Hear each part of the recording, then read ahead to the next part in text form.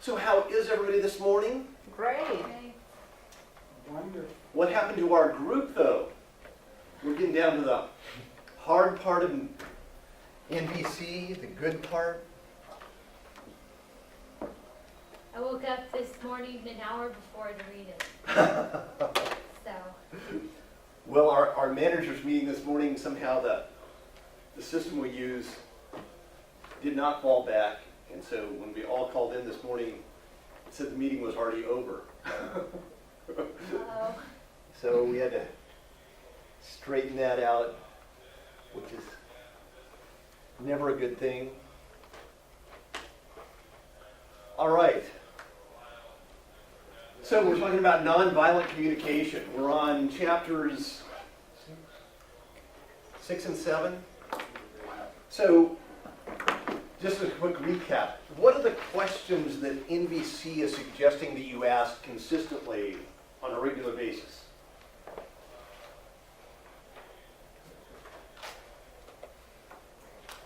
Two questions that you should always be asking if you're thinking in terms of nonviolent communication. Feelings. No. How do I feel about this? No.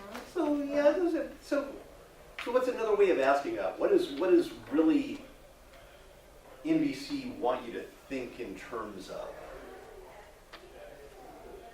How you doing? Oh, the other person. So there's two questions now you can ask it about yourself or the other person. So what are those two questions? These are sort of the fundamentals of. What are you needing? What are you feeling? What are you observing? Well, okay, I'm sorry. Never mind. But you get an A for effort. You're at least engaging. So that really meets my needs for interactivity support. I appreciate that greatly. So we are talking about what are the two questions that NVC is wanting you to always be asking. And we're in chapter 6 and 7, so hopefully you should have this down by now. What is their need? So let's start with you. What it should be asking about yourself. All right, so what's alive in me? Oh, yeah. What's alive in me right now? So in a way that's asking what am I feeling, what am I needing, but what's alive in me? Where am I right now? Now, what's the next question that they want you to ask? Once you're in touch with what's alive in you right now.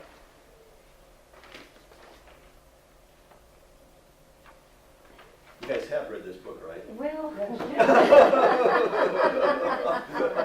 don't know why it doesn't stick, is I'm my starting to problem. get concerned. What's alive in me? And then what? I have positive action language. And making requests, you definitely want to use positive action language. We'll talk about that in just a few minutes. But this is sort of, I always want to keep the big context behind NVC in the back of your mind. So what's alive in me? Once you're in touch with what's alive in you, what do you want to do with that information? Be clear on what you want and not what you don't want. And why do I want to do that? Because you said so.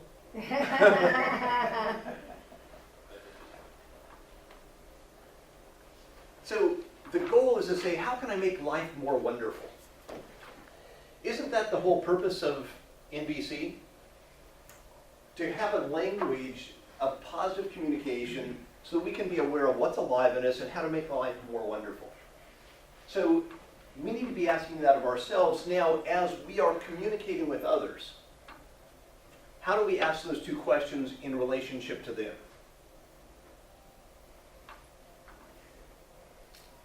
Well, what's going to make your life more wonderful? So in that's definitely the second part of that. So what's the first part of it? Well, Having empathy? Yeah, the other thing. come on, Robert. Come on, Julie. So if I'm asking what's alive in me, And how do I make my life more wonderful? And now I'm focusing that on What's somebody alive else. in you? So what's alive in them? Maybe So- they like sports. And I'm not sure it's something to do with what they like, but what's alive in them? What are they feeling and needing? Where are they coming from?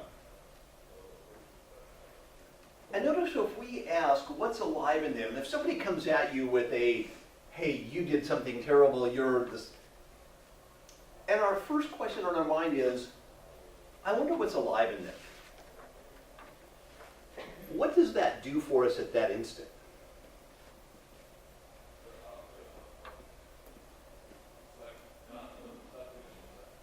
Creates a connection.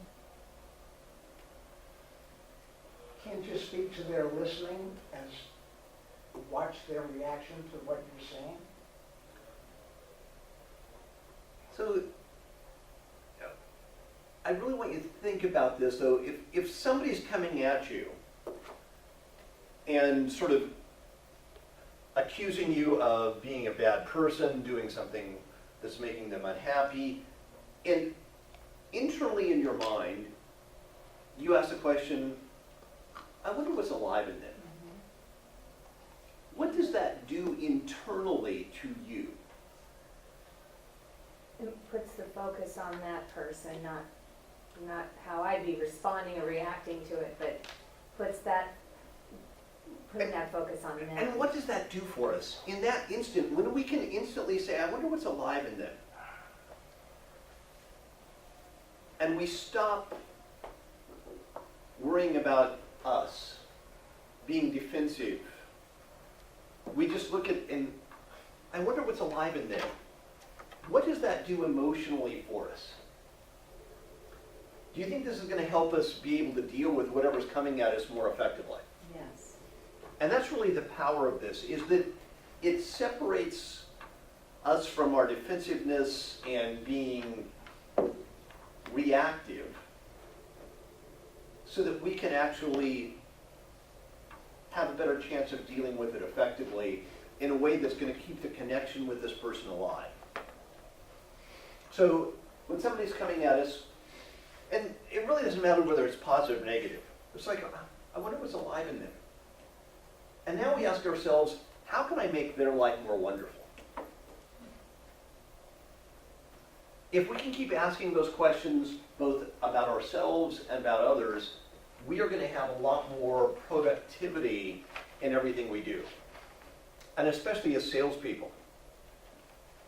It's incredibly effective if we can keep that consciousness alive. And so that's always the consciousness that NVC is striving for. And everything in NVC is always in service of those two questions. What's alive in me, or what's alive in other people? And how do I make life more wonderful? For me, for the other people, everybody involved. And that's the power of really doing this. So chapter 6 is learning how to make requests that enrich life. So anybody want to give me a recap of the 4 steps of NVC communication? You had a couple of them, Jill. Feeling. So starting with, what am I feeling? All right. What's the next one? In making requests. But That's the last one, step 4. how are they feeling? How? So, and the key is to remember that the steps are going to be, whether it's inward directed or outward directed, the steps are the same. Okay. Is this in 6? No, this is just. We're trying to summarize what we're learning. So, chapter 6 is making requests. Right. So, requests are sort of the last step, right?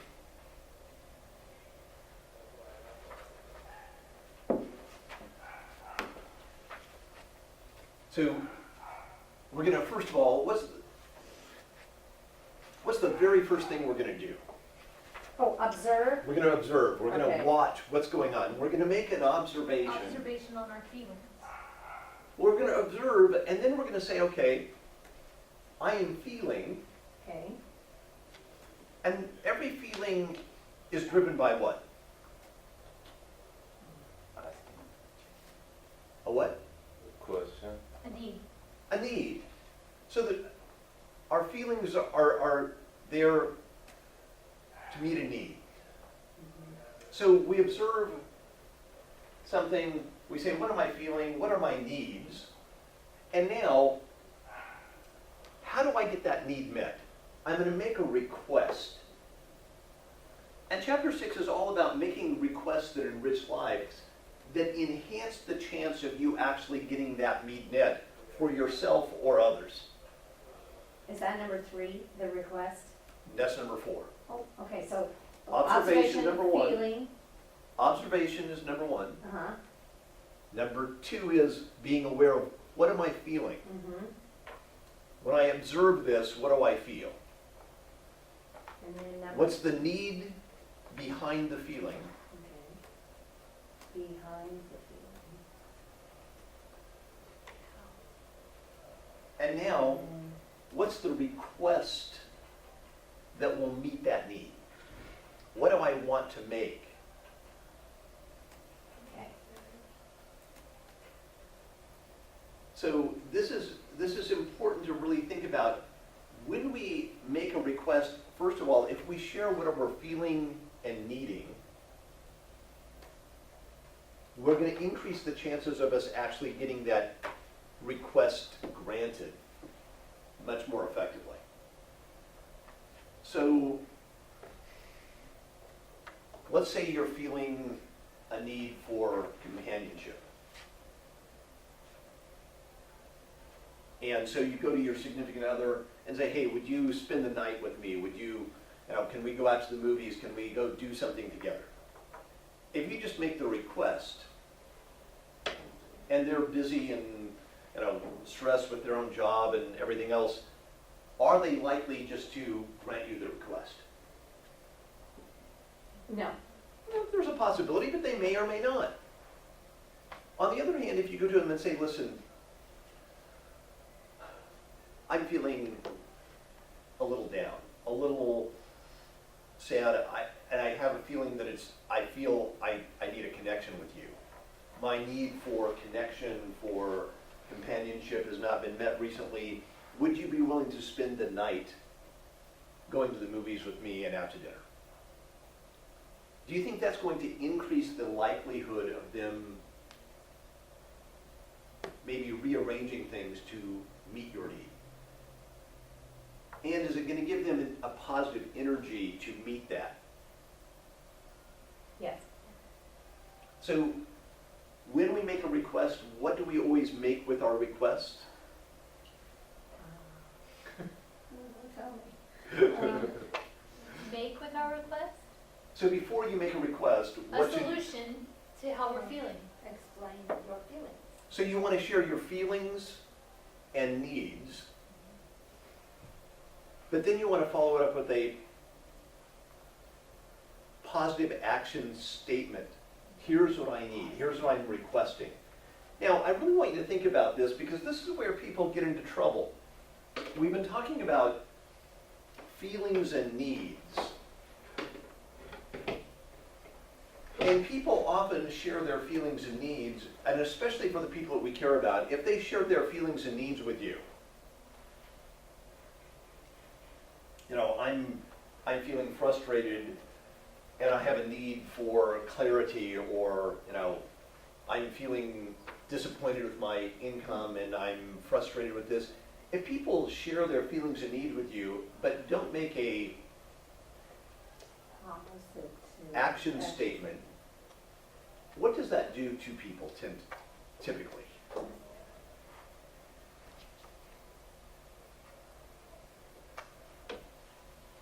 Oh, resentful. No. Did I say it right?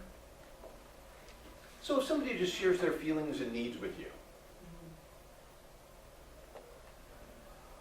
as the person person listening to that, where does that leave you? Compassion?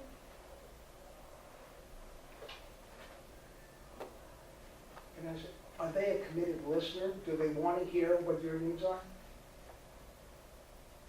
Let's assume they're a committed listener, that they actually are interested in you, and you share a feeling and need.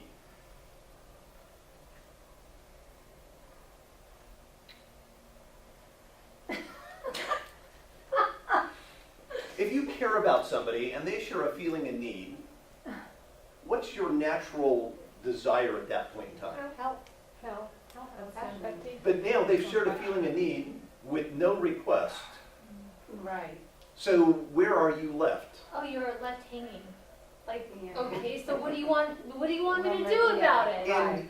And that situation, because they are left hanging, what are they likely to do?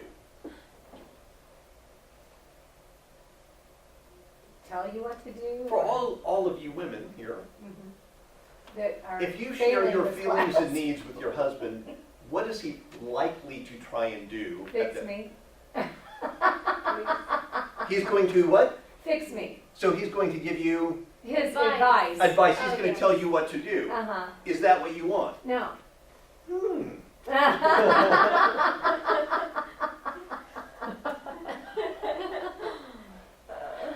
But if you share a feeling and need to somebody without a specific action step of what you want from them, Mhm. think about the position you're putting them in. Oh, they feel responsible for everything. Where you just have a specific need. So this is one of those interesting things in that we sort of understand that when we think about it. When we say, well, yeah. So one of the things we've got to be aware of is that if we're sharing a feeling and need, in one of Marshall's training classes that I took, he said, whenever you share your feelings and needs, at the speed of light, it needs to be followed up with a specific action request. Oh.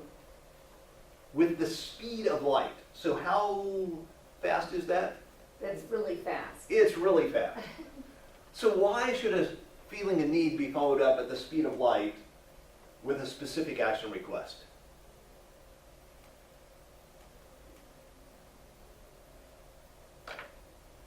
Before it gives them a chance to figure out Because what otherwise kind they of think- advice that you. They Yeah. think that their job is to fix your fix- problem. Right. Mhm.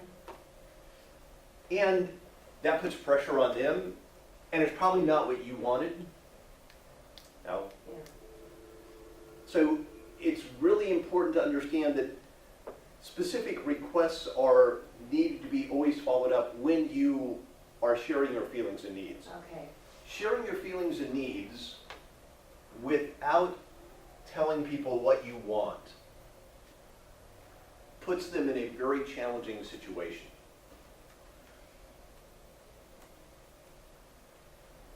Now, a lot of times we get stuck in this process too, because if we share our feelings and needs, and we tend to want to do this, if we make ourselves come up with a request, what am I really wanting out of this? It'll help our relationship because we get clear on what we want to start with. Mhm. So there's a couple of little things. We need to figure out how to express our requests so that people are more willing to respond to us in a positive way. If we want to get our needs met, how can we encourage people to respond to us in a compassionate way? And we need to express what we are requesting rather than what we are not requesting. And that's the first thing. Always ask for what you want, never what you don't want. Isn't it kind of sounding needy then to the person, and they're going like, now, why do I have to solve your problem? You just came to me with your situation, and now you're asking me for an opinion or a solution, or why am I your resource? If I don't ask you Right, for something specific, what was your point in sharing the story? you just had to share it with someone. You didn't know if they, So what did you want from that person? you're gonna throw the net out to many people and see who's gonna be the best response. And I know that that's what people say, but that's never true. Why? If you share something with somebody, you said you're throwing the net out to see what kind of response. What do you want from it? You want someone to be who's going to step up and help you in your challenge. So, and up front, are you being honest with that? Say, listen, I want to share with you my feeling and needs because I want to see if you're going to be willing to step up and share my challenge.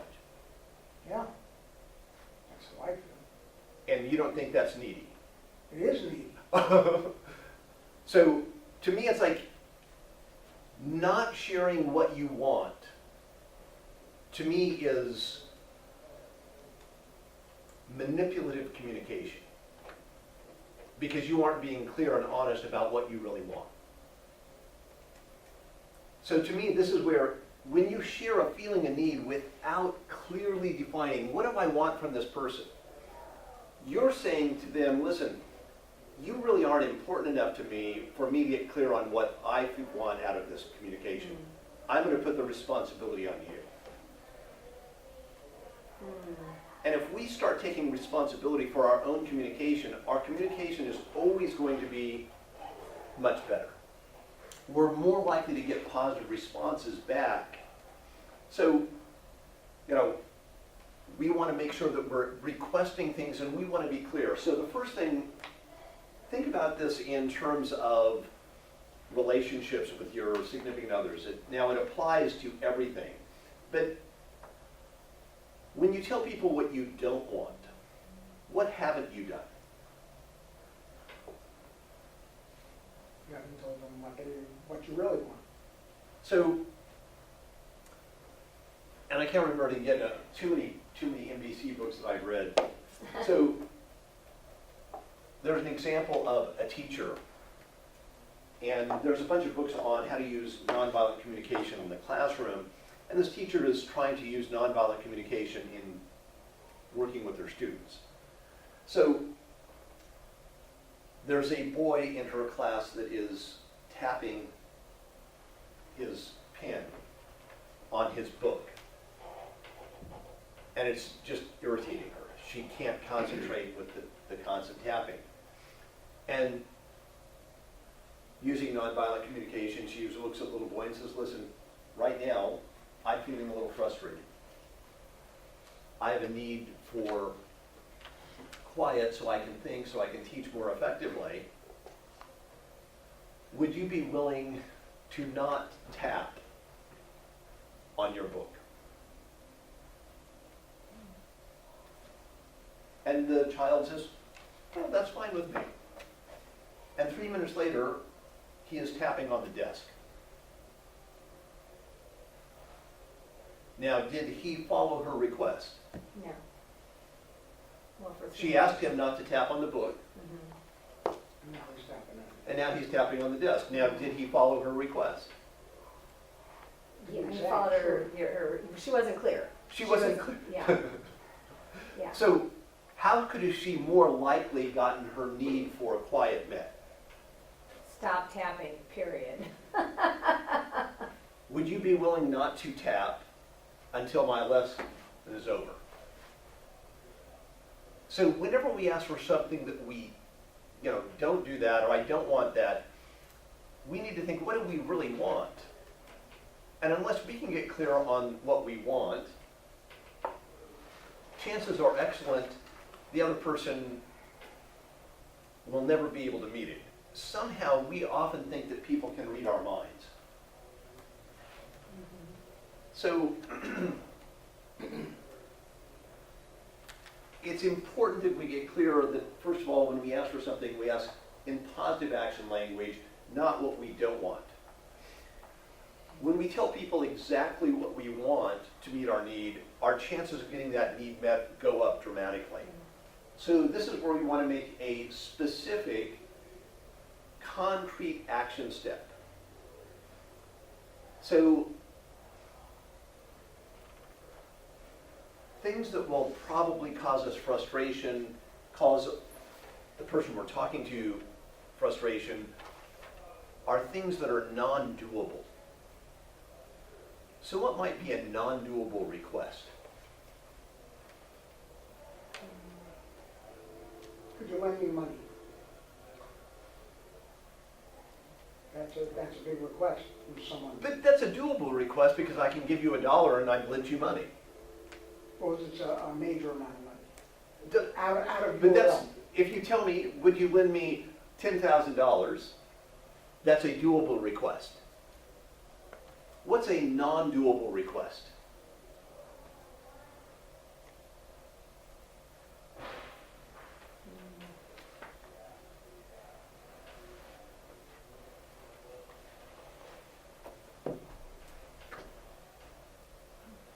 Maybe something like, would you treat me nicer? Okay. What does that mean? That's not doable? No. How do I do nice? Oh, it's specific. And I have a question. Have you ever been in an argument with somebody and you said, well, you should treat me with more respect, you should treat me nicer? And they said, what do you mean? I do treat you with respect. I do treat you nice. So what's the problem? Not being clear. So So instead of saying that. is nice different to two different people? Nice, respect. These types of things always come into problem because it's like, what is that? It's not doable. I tell that to my kids all the time, no wonder it's not working. So an example is a father and his son are not getting along well. And they go in and they meet with Marshall. And the father says, I just want a little respect. Is that too much to ask for my son? And Marshall says, well, what do you mean by respect? And the father says, well, I want him to respect me. When I ask him to do something, I want him to do it. And Marshall says, well, I really want you to sit down and think about what that really means. When you ask your son to do something, is that really respect? Or is that obedience? Do you want your son to obey anything you ask him to do, no matter what it is? He said, well, no, I don't want that. I want my son to be able to think for his own. I mean, and Marshall used this example and said, you know, if you asked your son to jump off a bridge that would kill him, would you want him to do that? And he said, well, no, I wouldn't want him to do that. And so you don't really want him to do what you say 100% of the time. So what is it that you're looking for when you say respect? And the father takes some time to really get in touch with his feelings. And he says, well, I think I sort of understand it, but when I really get in touch with what I want, it doesn't sound good.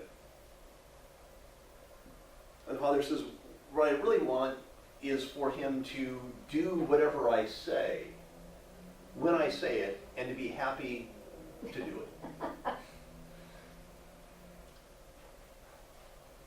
And once I really get in touch with that, I realize that's not what I want for my son.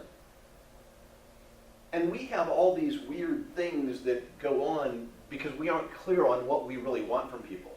We say, well, I want people to respect me. I want people to do this. I want people to do that. But unless we get clear, what does that mean? What does that look like? Our chances of ever getting those needs met are very, very challenging. Think about something as fundamental as getting our need for love met. If you ask a significant other, how can I meet your need for love? What do a lot of people tell you? More compassion. More compassion. So what does that look like? more sensitivity to their feelings. So, again, what does that look like? So I have a question. If you can't tell me exactly what I can do to meet your need for love, what are your chances of getting that need met? And then, Well, don't you have to count on the other person also knowing what they do? I mean, if this is a personal thing, So if you, they already know what they do. if you're in a relationship and you have a need for a love relationship with me, and I'm asking as your partner, how can I meet your need for love? You say you don't feel loved by me. How can I meet your need for love? If you can't tell me how I can meet that need, what are your chances of getting that need met? So, is that the other person's fault? no. So, in talking to some people say, well, to meet my need for love, what I really think you should do is know what I want before I want it and then always do it. Exactly. So how many people do you think are good enough mind readers that they're going to be able to do that consistently? Starbucks. They'll know their clients. So as long as that meets your need for love to go to Starbucks, Starbucks loves me, they've met my need because they remembered my coffee, then that's all you need. But that's why we need to make clear, specific requests. Because unless we can make a clear request of what it is that I'm looking for, we have very little chance of actually getting that need met. So, now, when making a request, there's also a challenge between what we say and what people hear. So this is one of the things that I love. I've mentioned this before. Tony Robbins says that the meaning of your communication is the response you get. And I really want you to think about what that means.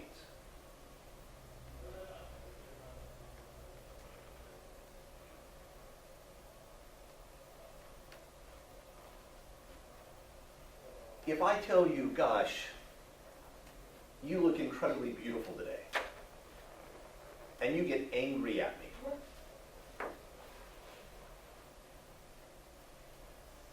what was the meaning of my communication? Kind of sounds like today you look good, but the other days I didn't care for. So,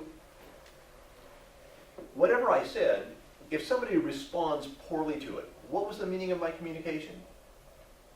Your meaning? To give a compliment.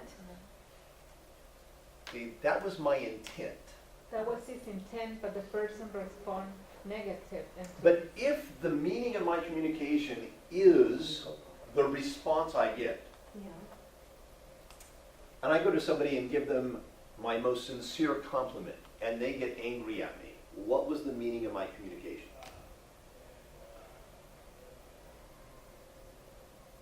To be heartfelt. That was my intent.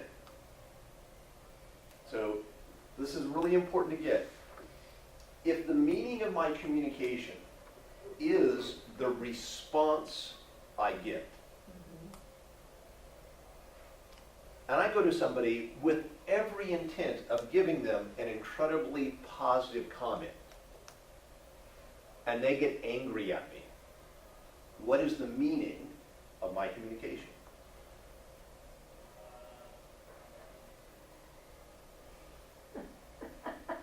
Wouldn't it be the same thing? Ask it another way.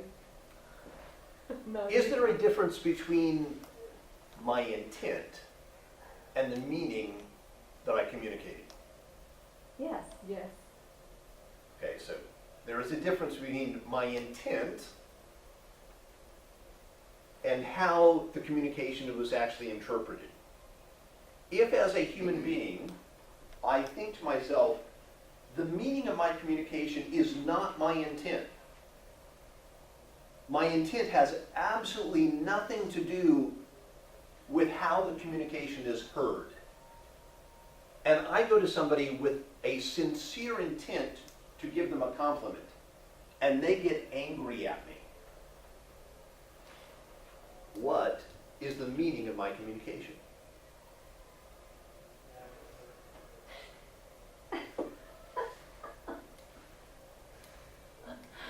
Isn't it still to give them a compliment? That was my intent. That was his intent. The meaning. Is intent and the result of your communication always the same? No.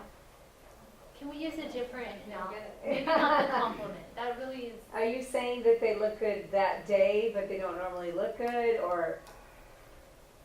Is this with someone that you know, or this? Yeah, who did you say walk this to, into a Ray? room and what you is see the somebody. meaning? Doesn't matter. What, it's confusing. What's the difference between meaning and intent? Like, You tell me. What, if the meaning of your communication is how somebody took it, how they respond to your communication. He means well, but the other person responds, And this is probably the number one challenge in almost every relationship. How many have ever been in an argument with a partner where you say, "You're not understanding me. That wasn't my intent. That wasn't what I meant." oh my God. And they're coming back and saying, "Well, now, that's how I understood it." What's the breakdown there? Misunderstanding. So this is where Tony Robbins to me, this is so profound, because once I really got this, it made such a huge difference. The meaning of your communication Oh, you know what? is That reminds me. the response you get. So obviously, the meaning of my communication is confusing to you guys right now. So my communication is confusion to you. Oh, Do you think my intent is to confuse you? no, No. but maybe it is. It's definitely not.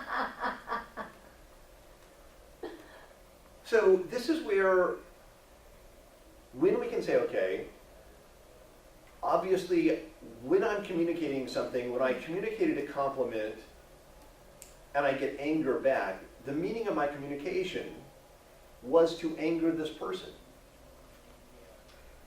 If my intent was not to anger them, would I now repeat my communication to them? No. What would I do? Do it differently. I would do it differently. I would change what I... If we always keep that in mind, we will change our communication patterns based on the response we get. If we want to communicate love to somebody,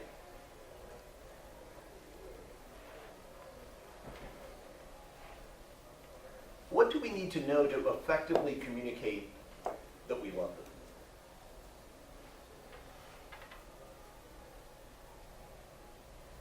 It's trial and error, kind of, in a way. If you see you bring home flowers to your wife and she loves it, then, or no. Yeah, I like that. Well, if you Some see people that, don't. you see she's So- very positively, Everybody sees it differently. Some people are more verbal and they need more attention of the verbal communication of love, and some people are more action oriented and they see the way you. So this is where Robin talks about the love languages. it's the love languages. Some is time, some is So gifts of service, acts of if, service. if we think, oh, if my love language is giving gifts, and my intent is to give somebody a gift. And their love language is quality time or touch. If I keep giving them a gift, even if they say, oh, that was nice, thank you, am I really communicating my love to them? No, you're communicating how you. I'm communicating my intent, Right. not the meaning. Mhm. And that's the whole point of this, is that we need to be aware that when we ask for something, when we make a request, the other person may not hear the request the way we intended it. Because it's not their language. Because it's not their language, it's their different communications things. Here's the biggest problem that most of us have. When we make a communication, when we make a statement, do we understand what our intent is? What we think we do. Yeah, but before we communicate, hopefully we have an intent. Right. So when we communicate something, it comes from our intention. Mhm. So do we understand our motivation and our intention when we communicate? Yeah. Yes. Because it's our communication. We understand what our motive is. We understand what we're thinking, our whole thought process. Does the other person, when they hear that communication, understand our intent? Not always. So do we have a little monitor above us that shares our thoughts when we communicate? No. I'm coming to you today right now because I want to communicate how much I care about you and how special you are to me. So the next statement I have that I'm going to share with you, my intent behind it is to make you incredibly happy. Is that flashing on a screen above our heads on a regular basis? No. Or my intent is to make you mad right now, so the next statement coming out of my mouth is designed to make you as mad as I possibly can. We have all that thinking going on in our head. But when we make a statement, the other person, the only thing they have is that statement. They have no idea. How many of you have ever guessed the intention behind somebody else? All right, one honest person. I do it with clients, I do it with, Is it possible to preface something and go, but then it's always like, okay, here it comes. I just want to let you know what I want to say to you right now is strictly as coming from my heart, my feelings for you. So that way they're not on guard as to what I'm going to say. They're like, okay, let's hear what you got. Yeah. You try that. And, Go ahead, give that a shot. and if you did that, what language would you be speaking?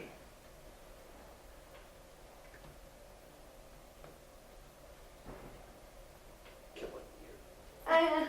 That is the definition of nonviolent communication. Yeah. That's the process that nonviolent communication is trying to get you to do. Mhm.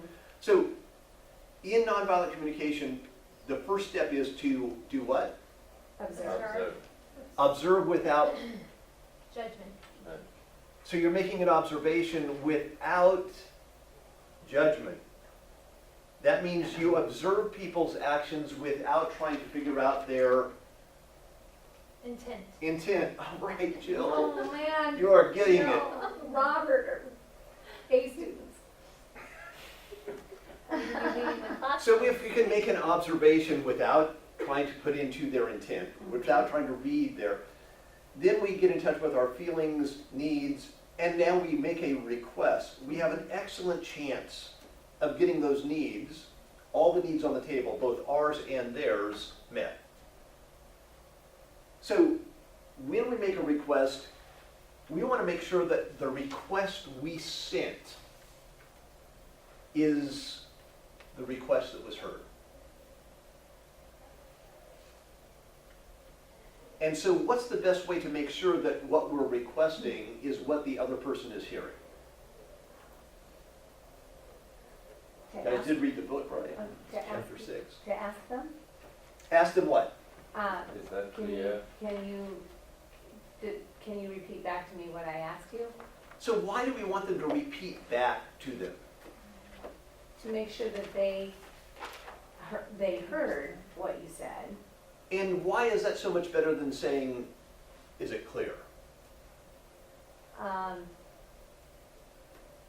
Because is it clear sounds like, you know, is that clear?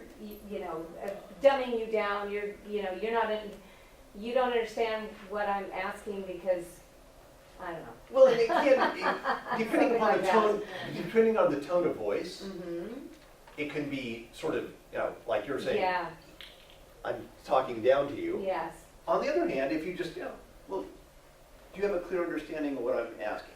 a clear understanding.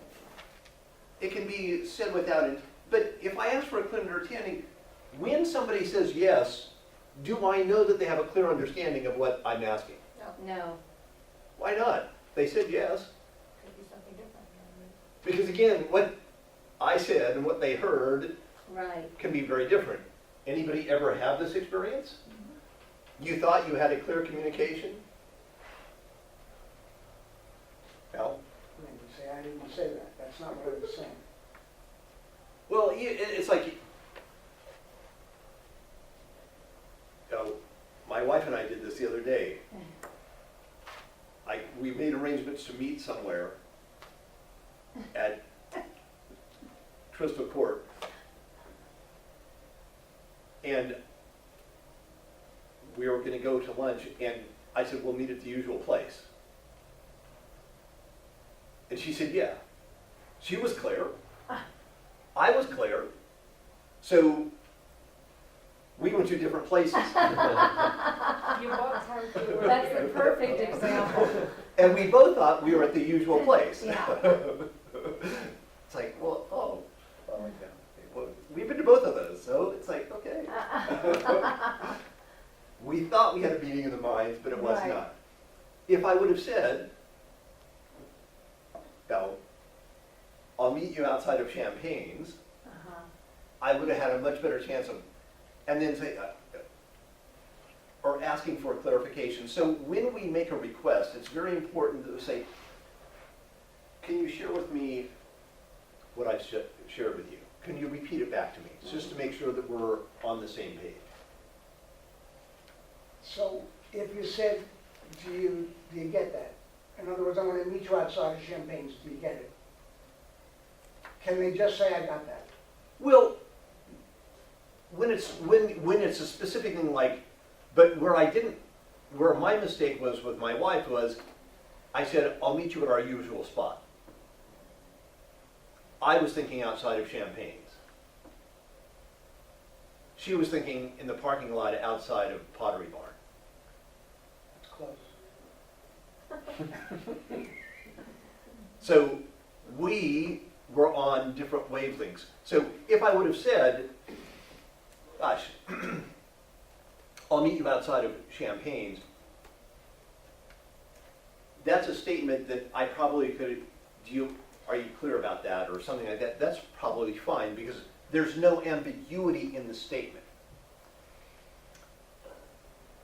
But if I'm making a request of you, I want to hear that you understand the request. And what I want to make sure is that you also understand that it's a request, not a demand. So Marcia uses an example of going in and talking to a group of kids in a classroom. And when he walked into the room, they were all over at the window shouting out at their friends. And he walks in and he says, could I get everybody's attention? Can I get everybody to come and sit down so I can share with you what I'd like to talk to you about today?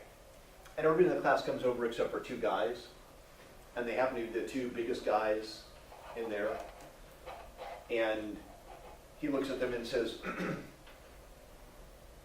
a little bit louder, would you guys mind coming over, sitting down and talking so I can share with you what I'd like to talk to you about today? And they still didn't come. So he gives one of their attention and says, sir, could you tell me what you heard me say? And he says, I heard you say we had to come and sit down. Now, is that what he said? No, he requested that they come over so he could talk about what he wanted to talk to him about today. So he looked at him and he said, I'm sorry that you heard that, sir. How can I communicate with you in a way that I'm sharing with you what I would like without making you feel like I don't care about what you would like at the same time?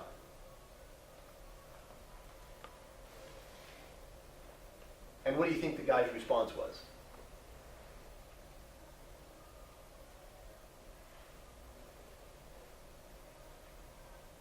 No?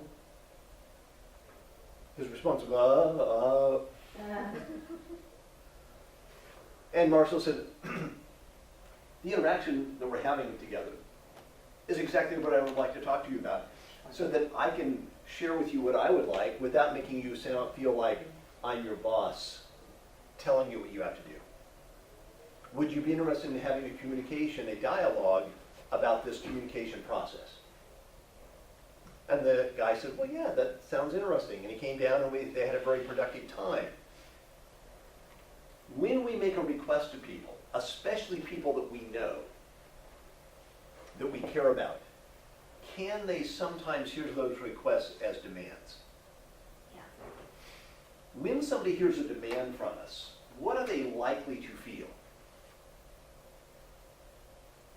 Mad, shut down. Anything else? Resent- So in the book, it says Yeah, that exactly. when people hear a demand from us, they have a choice of one or two actions. What is it? To comply or reject. To submit by complying or reject it by rebelling. So when we give them a demand, that's sort of the only options we give them, to either submit, feel manipulated by us, or for them to rebel against us and refuse us. But that's by the very nature of demand. So we want to make sure that we're getting reflect back so that we know that our requests are truly requests. And what's the difference between a request and a demand? A demand, there's no option. A request is giving you a choice. So how do I know the difference between a request and a demand?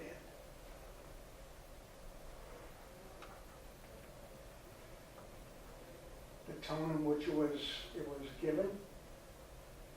And sometimes that can be. Well, it puts you in the driver's seat. If you have a request, you're giving that person. So if I go to my kids and I say, would you please pick up your toys? Is that a request or a demand? That's a It's a that's a request. demand, I think. I'm not sure.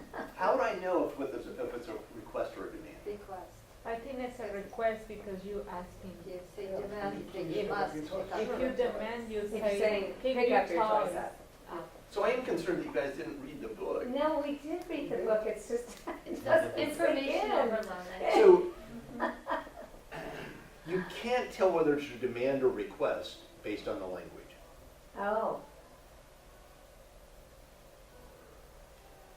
I can ask you very nicely to do something that can be a demand. And how would somebody know if something is a demand or request then? You specifically tell them this is a request. And it can't be in the language. you can't say, this is a request. I can tell you this is a request, but it could still be a demand. How would somebody know if it was a request or a demand?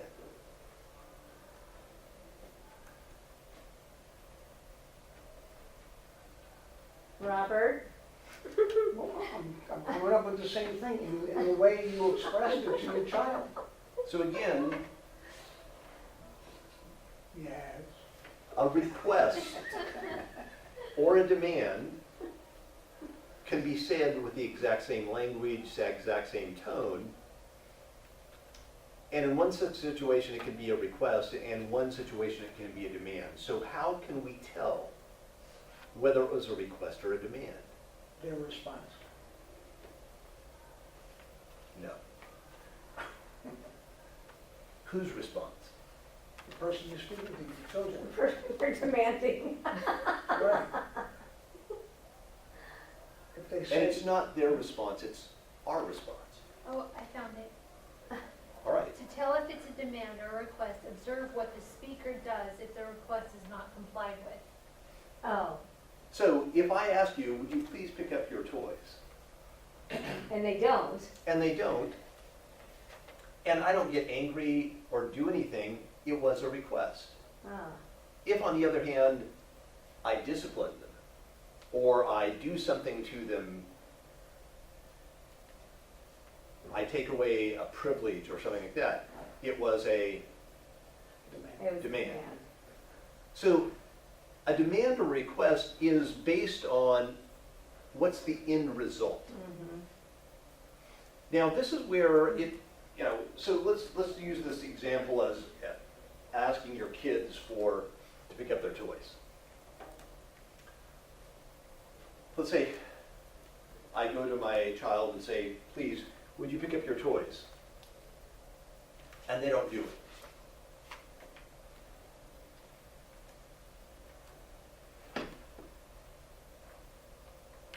And I don't really want to punish them, but I want them to pick up their toys. What's the best chance of me actually getting to pick up the toys? Can you repeat to me what I? Take away something. So Consequence. I want you to think about it, and this is one of the things that he says, punishment can seem like a good solution unless we ask one extra question. And the question is, why do I want them to do it? Well, Do I want my kids to pick up the toys because they know they'll get in trouble if they don't? No, So why would I want my kids to pick up the toys? because I want well, because they're, order and organization and cleanliness. So, and this is one of those things where if you really think about this, it makes such a huge difference. This is where we talked about last week the difference between punishment and rewards, and how positive things, giving people rewards, is just as bad as punishment. Oh, Trying to build somebody's self-confidence by giving them, hey, you're doing a great job. no. Because now the reason they're doing that is to get the reward. I think this was on chapter 3 or 4, saying that you bring the reason why, so that you want to pick up the toys because the house will feel better for everybody. Like you eat this because it's good for your body. So if you go to your children, say, I have a need to feel calm and peaceful, would you be willing to pick up your toys so my needs for calm and peace are met? Now, they're probably going to be much more receptive to doing that than actually saying, well, I have to do it. And even if they don't do it, the quality of connection you have with your child is going to stay much better than discipline, which is really sort of a violent situation. And whenever we do things out of punishment or reward, we're perpetuating violence in our society. We think that, gosh, if I punish somebody, if I get angry enough at them or stuff like that, it perpetuates this concept of violence. That's why we want to do this, and we want to be careful of the way we ask and make sure that when we ask, people are hearing, violence or rewards. So in there, Marshall talks about the example of the lady that came to one of his training programs, And said, well, no, there's some things you just have to do. And Marshall said, well, give me an example. And she said, well, tonight, I have to go home and cook for my family. I just have to do it. I've done it for 30 years and I hate cooking, but you just have to cook for your family. And Marshall worked with her to try and get her to understand that that was so her choice. So she went home that night and she announced to her family, I'm not cooking ever again. I don't want to cook. I hate cooking. I don't want to cook. And she made some significant changes in her life. And a couple of weeks later, her two oldest sons showed up at one of Marshall's training. And Marshall was talking to them. And they were super skinny. And Marshall said, I'm always curious as to how people respond when somebody comes home and starts talking in a very different way and communicating in a different thing.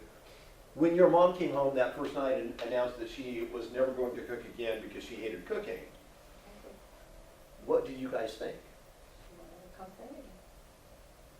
And the oldest son said, I said, Marshall. In my mind, I said, thank God. And Marshall looked at him and said, why did you think that? And he said, well, because I thought to myself, maybe we'll be able to have a meal together without her complaining. And here's what I found. If you do something out of what I call demand energy, or you make somebody do something out of demand energy, it always undermines the relationship. And so you want to make sure that when you ask, you're asking, here's what my feelings and needs are, here's how to meet those, and it's coming from the energy of truly a request, not a demand. Now, this does not mean you need to deny your own needs. And this is where people get into trouble with nonviolent communication. They say, well, gosh, if I ask for something and they don't meet it, then don't my needs matter? Well, yes, your needs matter, but there's a need on their part that you also need to uncover. And I really believe, the more I've worked with nonviolent communication, if everybody's needs can get out on the table, if everybody is really talking about them openly, there's always a way to get everybody's needs met without punishment or reward, out of an energy of joy and giving to contribute to life. That's truly what makes life more wonderful, when you're able to do that. So now, when you make a request, specific, clear action language at the speed of light after you've shared your feelings and needs, you want to ask, would you mind reflecting back what you heard me ask? So that you know that what they're hearing is truly a request, not a demand. Now, what if somebody says, I don't want to reflect that back? What should you do?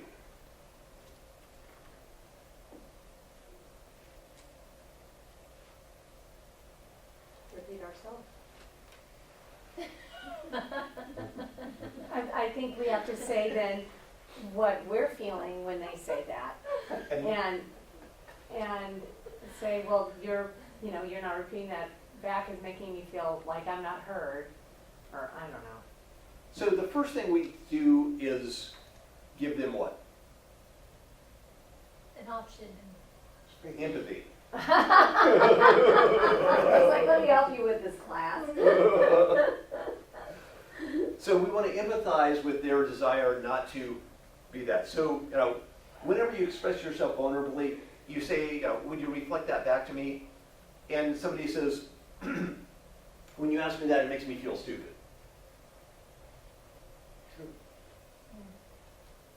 So, gosh,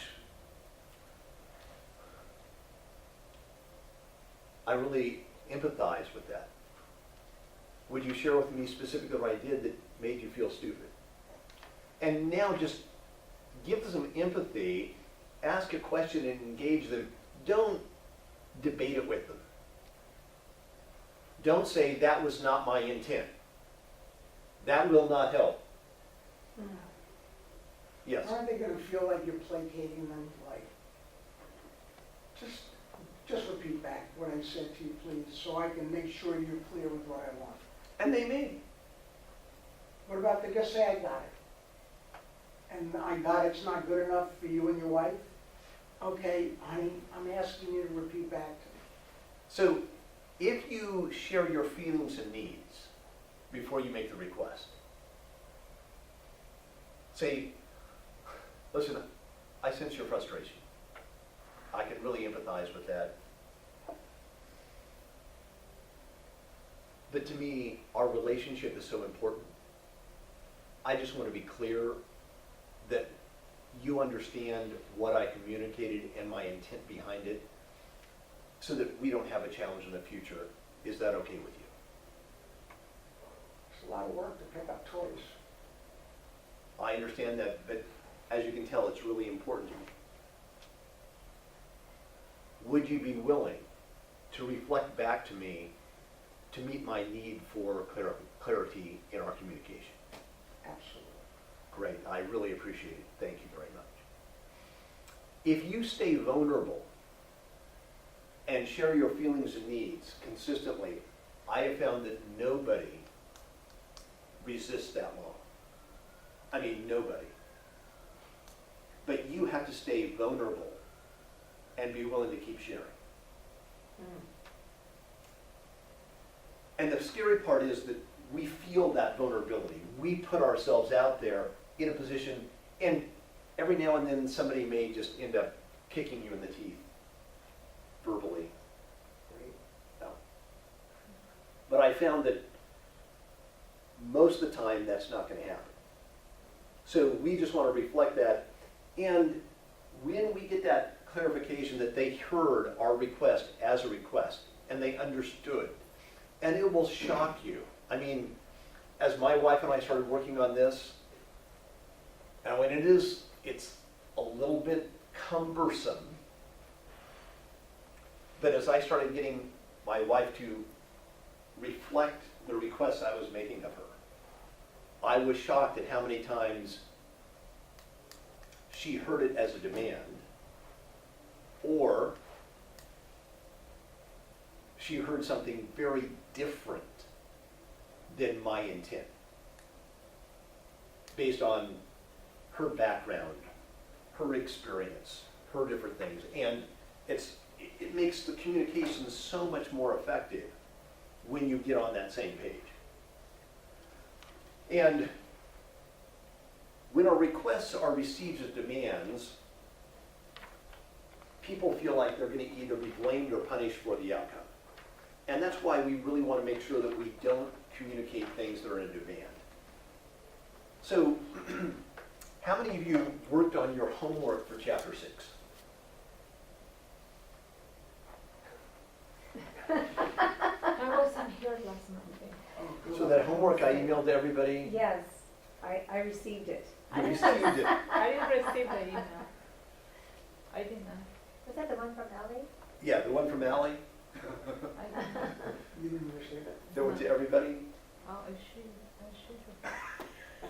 I was too busy doing mailers. Okay, clients. so, so I was going to go through the homework here. So, if you do the homework, it'll help you think about this. Now, one of the examples in the book that they talked about was when you're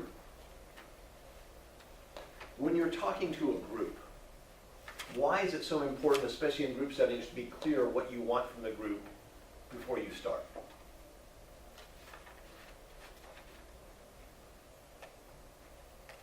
Everybody has the same vision. So there's no misunderstanding of your meaning or intent. Right? So he gives the example in the book of this group that's getting together to help try and eliminate prejudice in the school systems. And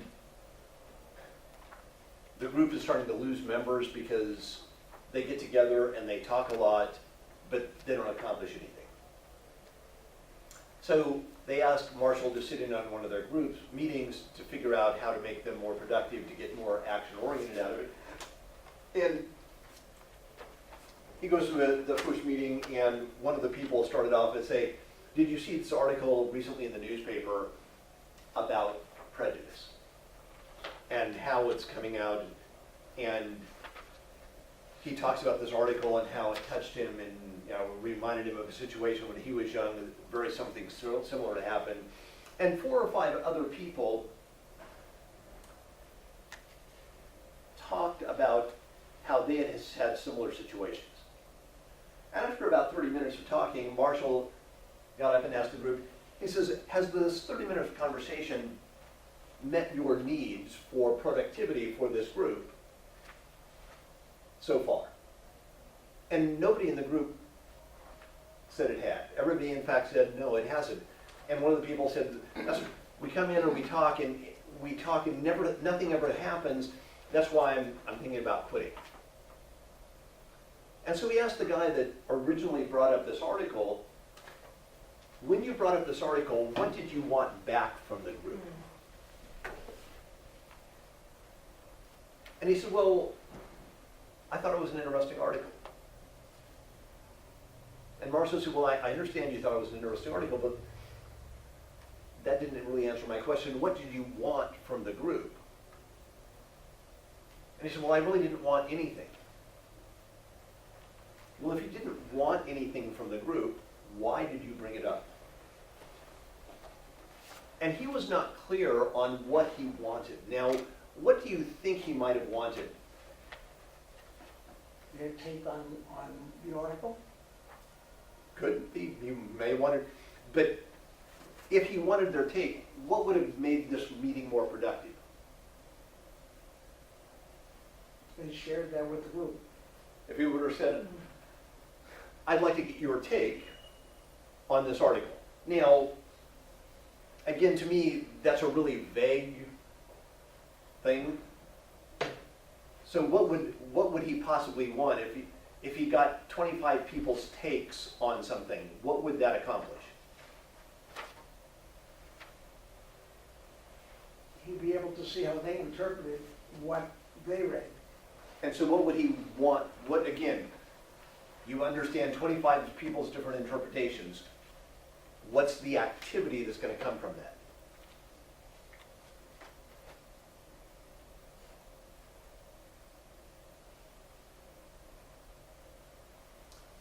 Can you see how his lack of clarity of what he really wanted wasted the group's time? Did not meet their need. Now, my best guess is that the article caused him pain, and he really wanted some empathy for the pain of the prejudice. But that probably was not going to be best served by sharing it with the group. Because the group's intent was to do what?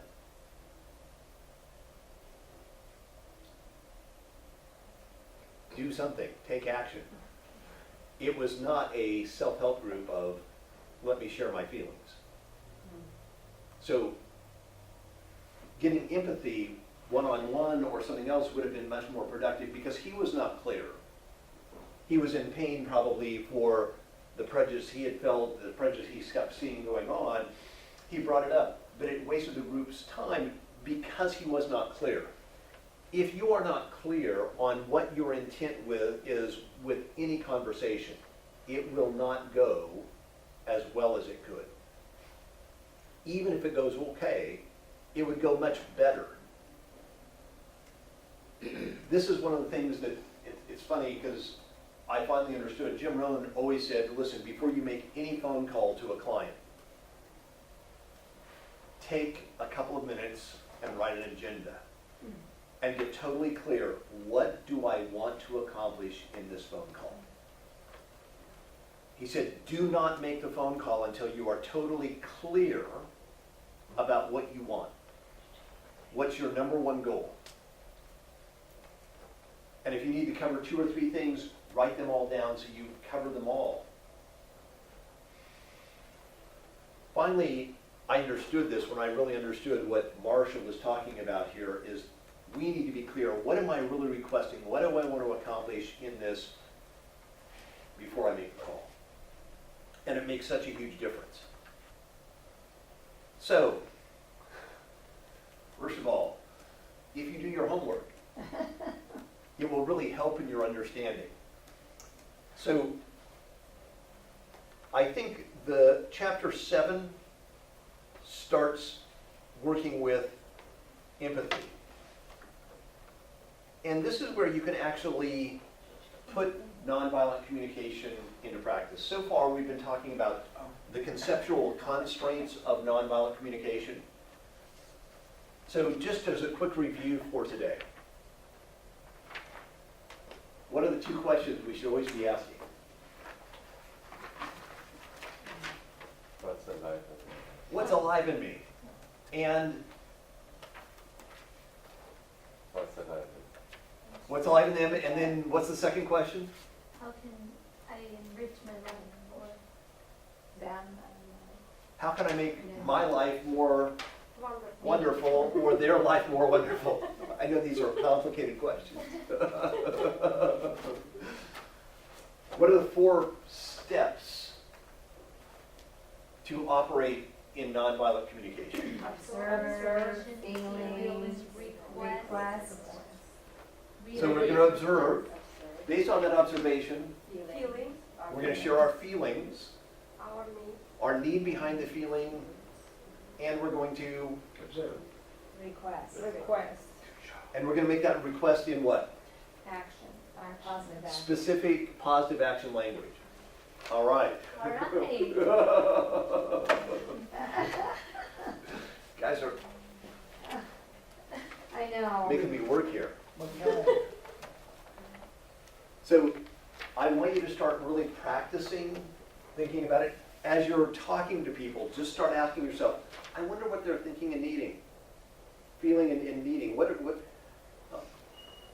What's alive in them? That's such a great question. If you just think it in your mind, I'm talking to somebody, what's alive in them right now? Now, and you'll get a sense, they're afraid, they're this. And the second you start to get a sense of that, your ability to communicate with them will go up dramatically. Now, what stops us sometimes from being able to ask what's alive in them? Our judgments. Our judgments. So we're going to learn to make observations without what? Our judgments. All right. What also can get in our way? What about if we already know they're having a terrible time? Something is terrible in their life.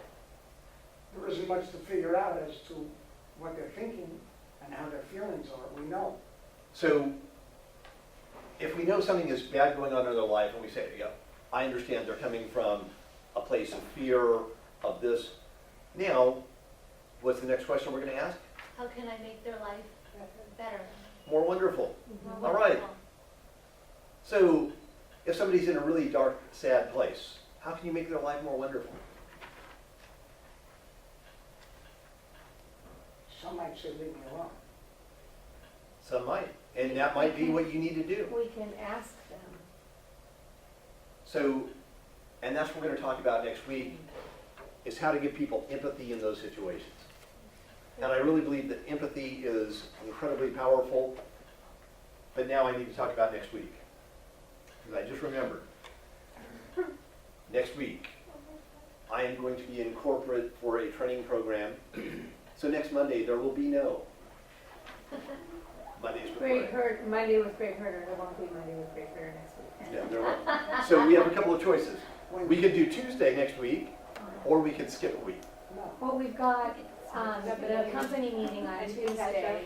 That's true, so we could do right after the company meeting, or we could do it on Wednesday. Wednesday or Thursday. Wednesday. But Wednesday is the other, And well, I think I can. Wednesday is the other Greg Herder class. After the meeting. Thursday. So, Like, but that one's not really on nonviolent communication, so you tell me what works best for you guys. Oh, my kids. After the meeting? After the meeting. We're already here. Yeah, but then you're supposed to go on caravan. I so- know.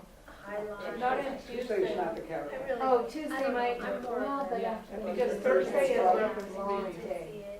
Thursday's no good, so Tuesday. So Okay. how many of you would show up Tuesday after the office meeting? Tuesday, How many would show up on Tuesday after the meeting? I can't, I'm obligated to make phone calls. So, so I think just to keep the momentum going, let's keep it on Monday. So we're just gonna skip next Monday. but you can't go the next Monday.